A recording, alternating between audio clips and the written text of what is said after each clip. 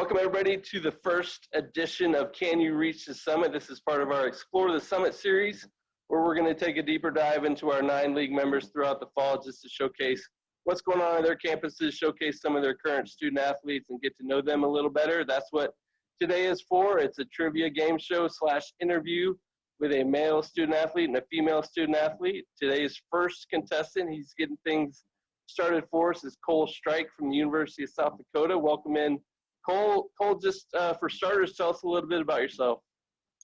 As said, I'm Cole Streich. I'm a senior track athlete and cross-country athlete at USD, majoring in operational analytics and economics. I'm originally from Janesville, Minnesota. I'm also the SAC president here at USD. But, yeah, I love being here. Thanks for inviting me on the show.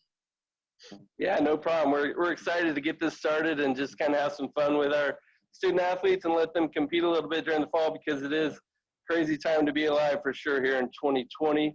But with that being said, we will get started. And let me go through the categories just so you're not completely caught off guard. So we have campus traditions, campus facts, campus landmarks, pop culture, U.S. geography, channeling your inner 8th grader for that one, Summit League facts, an autobiography, a know your coach question, a year-end review asking you about something that happened last year, and then a Summit League championship history category. So give you a little taste of what's coming. Sounds With good. that, we will get started. The first category is campus traditions. And the first question is, Dakota Days dates all the way back to 1914. Before it was known as Dakota Days, what was the original name for the celebration? Is it A, South Dakota Day, B, Coyote Day, C, D-Day, or D, Red and White Day? I'm going to go with B, Coyote Day. All right. And you unfortunately missed the first one, but we're nice here at the Summit League, so we're going to give you another crack at it. This time it's worth 75 points. You got A, C, or D left to pick from. Let's go with A. A is the right choice. So you got 75 points right off the bat. Not a bad deal. Not a bad deal. Campus facts. Okay, true or false question. The University of South Dakota is one of 2 institutions in the state with both a law school and a medical school. I'm going to say false. It's the only school in South Dakota with both. You are right. You knew that, so good job there. It's a pretty cool distinction for the University of South Dakota. You talked a little bit about your major. What do you want to do with that when you get done playing collegiate athletics? After college, I'm looking to be a data analyst of some sort. Not really sure what sector of the industries I want to be in, but just working with data and doing all the fun stuff with that, predicting, modeling. But yeah. And Minnesota's home to you. Are you wanting to get back closer to home or do some exploring? I think I'm going to do a little bit of exploring, kind of looking out in the Colorado area, otherwise down in Kansas City. Got some family down there that I'd like to be around. So from one of those 2 locations, but maybe I'll go back to Minnesota. Not a bad state to reside in. No, not at all, not at all. Good stuff. So let's move on to our third category. It's campus landmarks. And this question is, the Al Newhart Media Center is named after the founder of this publication. Is it A, the Washington Post, B, USA Today, C, Newsday, or D, the Wall Street Journal? I'm going to go with B, USA Today. You got it right. USC is known to produce some journalists, and he was a good one, and Tom Brokaw's another one from USD, so pretty proud tradition there of that industry for sure, and Vermilion. All right, now we're moving on to pop culture. Completely off of the campus facts and landmarks, got to move your brain to a different area here, but who was the most streamed artist on Spotify in 2019? We've got Ed Sheeran, B, Cardi B, C, Megan Thee Stallion, or D, John Mayer? I'm going to choose A, Ed Sheeran. You know your pop culture. You're off to a good start here. What's he at? 375 points? I think that's where you're at now. All right, U.S. geography. Which state only borders one other state? Is it A, Washington, B, Hawaii, C, Florida, or D, Maine? I'm going to choose D, Maine. You got it. It only borders New Hampshire on the eastern coast. Obviously, Hawaii is an island. We didn't throw you off with that one. Washington's up in the northeast corner, and then Florida does border Alabama and Georgia as well. So we can't stump you. So good job on the U.S. geography. Let's move to Summit League facts. What was the Summit League called before going through a rebranding in 2017? Was it A, Mid-Continent Conference, B, the Midwest Collegiate Conference, C, the Great Midwest Conference, or D, Metro Midwest Conference? I'll choose A, Mid-Continent Conference. You got that one right. You were off to a good start. You're a little shaky with question one, but you're on a roll since then. I'm on a roll. Did you know that before the answers popped up? I did, yes. Nice. Did a little bit of research. All right, I like it. Prepared. All right, this one's autobiography, so it's going to be a question about yourself. All right? Your top 800-meter time from last season came at this event. We're talking spring 2020.